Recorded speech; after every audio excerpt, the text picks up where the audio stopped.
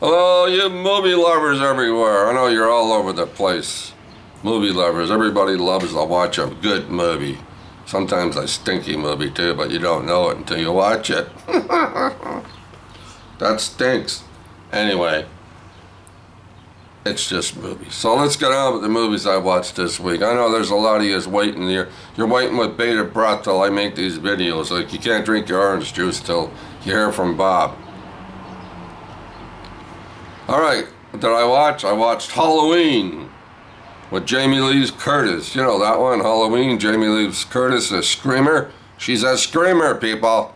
Yeah, she screams a lot. Well, back then she did. 40 years ago. Right, man. Anyway, Jamie Lee Curtis. She's at home, waiting for him to show up. She's inside. She's got locked doors, shotguns. Friggin' guns, are all kinds of everything. Imagine. Guns. And she's waiting. She said he's coming back, and she's waiting for him. She's gonna blow up his head. Yeah, she's gonna kill him dead. Anyway, her daughter kind of like had enough of her, right? So she's not seeing her mother anymore. Of course, she has a Jamie Lee Curtis character. What's her name? Has a granddaughter, and they don't really talk to each other. They do, but they don't. So anyway, one thing leads to another. Of course, he's in the nut house, and there's a couple of people from the tabloids wants to go see him, right? See if this guy's real, right? Anyway, one thing leads to another. And do you know, you ever notice in movies, there's a lot of stupid people. There were stupid people in movies 40 years ago, and 40 years later, there's still a lot of stupids in movies. You wonder why there's so many stupids. Well, you gotta have stupid people that kill them, right? You know when somebody says, hey, don't open up the fucking door, man. Don't do it. And what does that stupid fuck do? Opens the door. He deserves to get fucking dead, right? Anyway, excuse my language. Got a little carried away there. Anyway, what happens, right? So does he come back to town? Does he visit her? Yes, he does, okay? There you go. That's all you need to know. I ain't telling you the end. You gotta watch the movie. There's still a lot of stupid people to kill, and there's more stupid people coming to kill. Probably in another movie somewhere. You know what I mean? It's fun. This movie, it's fun. It's a lot of fun to watch. I saw the original 40 years ago. It was pretty good. It was fun then. 40 years later, it's not as much fun as it was 40 years ago. What am I saying? I don't know what I'm saying. It gets a 7 out of 10. It's alright. Watch it once, you had it. You don't need to watch it again. It's one of those movies. An experience, yeah, watch it. Alright, what else did I watch? Oh yeah. A Star is Born. See, I got my list here. A Star is Born. That last movie, the Halloween, Crave TV here in Rogers. You know the movie channel. Anyway, I watched A Star is Born, 2019, 2018, whatever the hell it was. It's a veteran country music star struggles with the booze. Right? He's drunk all the time. Right? Pops pills. He's a drunk. Everybody loves him. Right? You know. And then he meets up with a young singer in a bar. He goes to a bar for a drink, right? Gets dropped off at this bar. He's sitting there, and this girl comes out, sings magnificent, sings a French song. He's mesmerized. So one thing leads to another. They start hanging out and shit like that. And then she stands there, and she's writing the song, and she sings, and he's going. Anyway, everybody knows this story. Most of us know this story. There was this is the 4th version of this story. Right? My favorite one is Judy Garland's version, Star is Born. What is it, 54 or 56, something like that? Anyway, let's get back to this one I'm talking here. This is on Crave TV too, here at Rogers and So, I didn't like the music in it. I didn't care much for the music, so I didn't really like the music. And this movie, like I said, it's alright. Watch it once, you don't have to watch it again, unless you love it, and people, we're all different, all that. But if I was going to watch another movie version, I'd watch Judy Garland's version. Yeah, I love Judy. There was another version, what was it, Chris Christopherson and Barbra Streisand? That wasn't bad. It was okay, but And the other one, what was it, the one before Judy Garland's version. Jesus, right, I could see it right in front of my face. I don't think there was too much singing in that one, though, for some reason. I have that too, somewhere. I know I got it, probably in the closet. Anyway, Star is Born, 7 out of 10. It's alright. Nothing to write home about, you know what I'm saying? It's okay. Some people love it. It's okay, but I don't love it. But am I gonna watch it again? I doubt it. All right, let's move it on. Slowing things down. Bob, you're talking too friggin' much. I watched The Scarlet Pimpernel. Pimpernel? 1934. Starring Leslie Howard and Merle Oberon.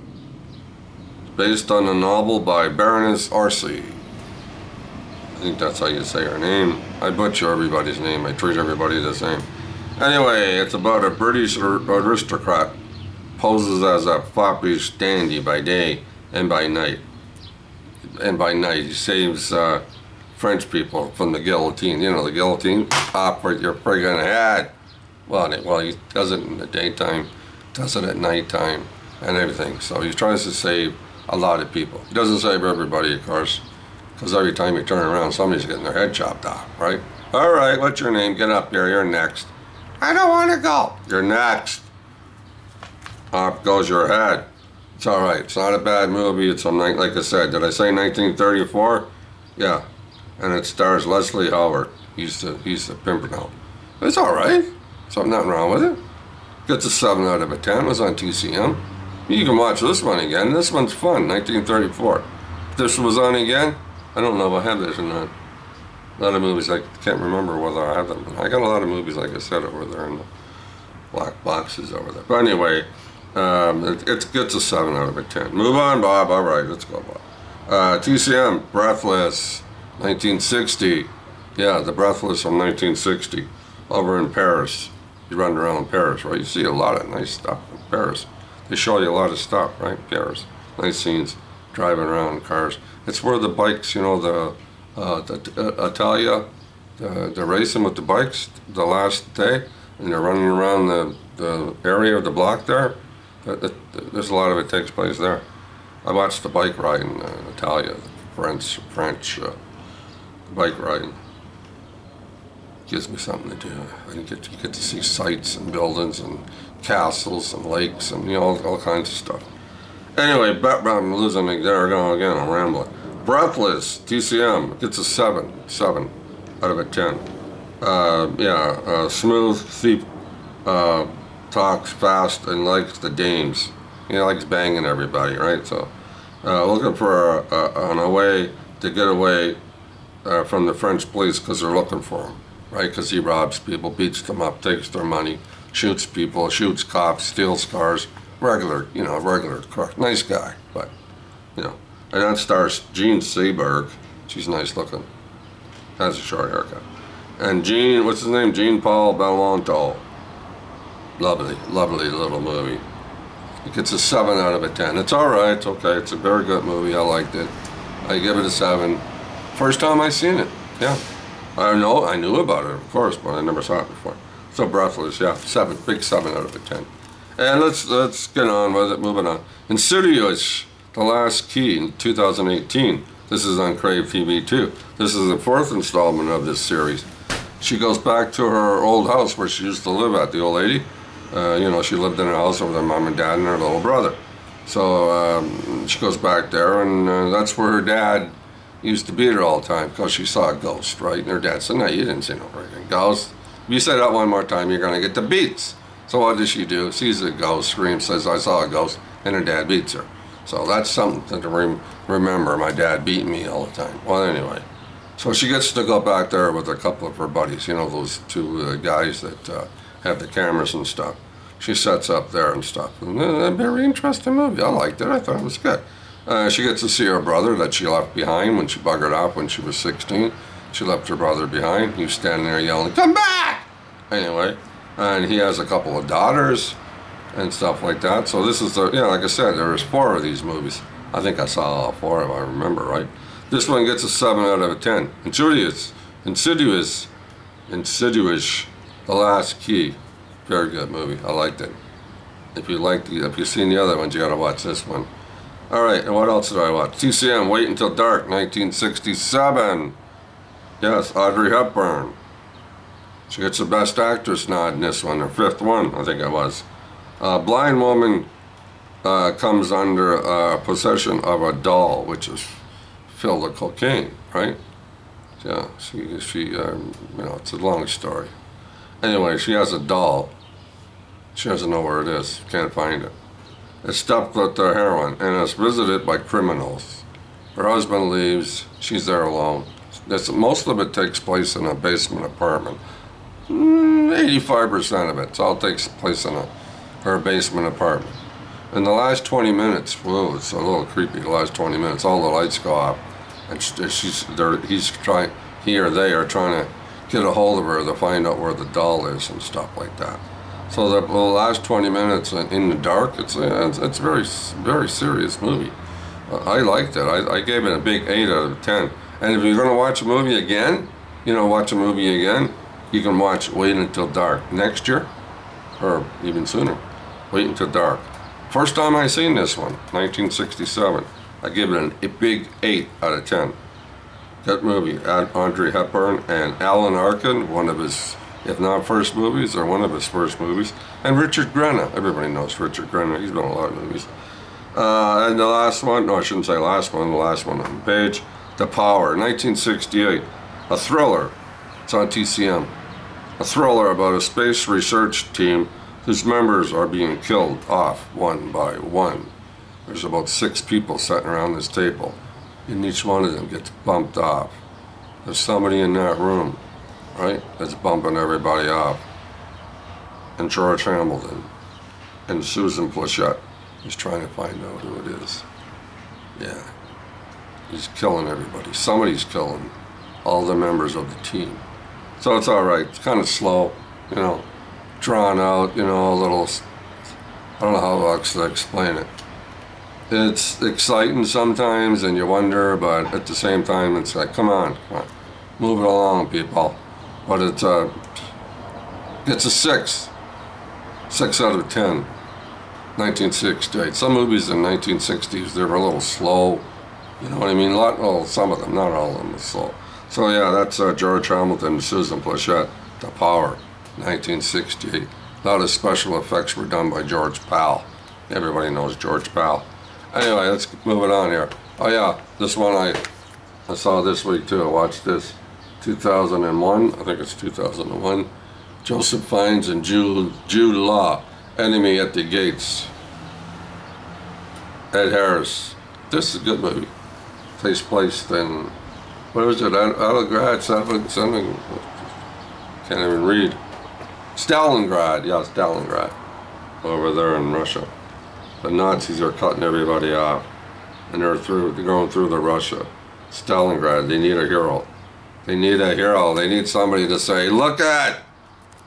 You know, is it really true that the Russians shot at a lot of their own people, soldiers? You know, when they, like in this movie, beginning of the movie, they're running, you know, charging the Germans, and they, you know, they fall behind and they get up and they run back, right back to their lines, and the Russian soldiers are back there saying, no, no, stay where you go, but go forward, and they're all, you know, retreat. They shoot them all. That really happened? That's really bad. Anyway, a very good story about a young sniper, you know, that was shooting wolves and whatever back when he was a farmer, and he gets to join up the army and gets to shoot people. They'll shoot normal soldiers, shoot generals and sergeants and corporals and colonels. Very interesting story. I give it an 8, big 8 out of 10. 8 out of 10, 4 out of 5, something, you know what I'm saying. So it gets a big 8 out of 10. I liked it. I can watch this one again. You can watch this again. No problem. And this one, Cruise, 2000 and what is it, 13? Something like that. Tom Cruise and Morgan Freeman. Oblivion. I think that's how you say it. Yeah. It's a groundbreaking tsunami event. Stars Tom Cruise as Jack Harper. He's on Earth. I think it's Earth. He's taking care of all these drones and everything that fall apart. Puts the batteries back and refreshes everything and all that. And there's people on the planet and stuff like that. So, yeah. And then it's almost his turn and her turn, the lady that he's staying with, to go back to their home planet or wherever they're going to. And one thing leads to another, and he finds out there's more people on this planet than him and the girl that he's with. So he starts talking to them. The movie's all right. It's a lot to take. What's that word? Figure out or know what's going on. You got to think about it. It's like, Jesus, what the freak is going on here? It's one of those movies. It's not straightforward. I understand everything because it took me a while. Maybe even today, I still haven't figured it out. It's one of those movies. I give it a 7 out of a 10. Tom Cruise, a lot of special effects, nice scenes, but it's okay if you like those kind of movies. And I do if I understand them. This one, it's kind of like, you gotta really stop and think about it. Anyway. Oh yeah, I think this is the last one. This is for In. In, you out there, buddy? This is what you're looking for. When you go on and you type in chocolate, see the scene there, the girl? That's the one you're looking for. Let's see, let me take that out of here. I got them in bags now. I don't have them in thing. See?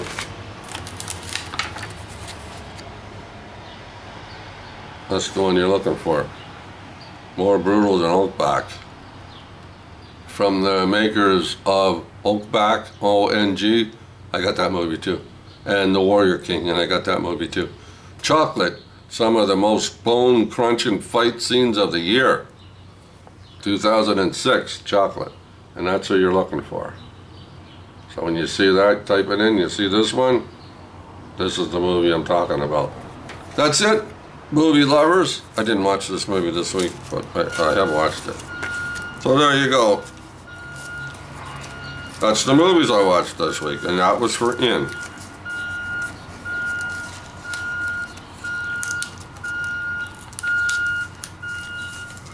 Seal it back up. Put it with the other movies. Alright, movie lovers. I know you're out there, you're all around the place. Keep watching those movies. Enjoy your week. Have a good week. I'll see you again next Friday. Same time, same bat channel. Where did I hear that before? Heard that somewhere. I haven't heard that in a long time. But anyway, I heard it somewhere. Alright, people. Talk to you next week.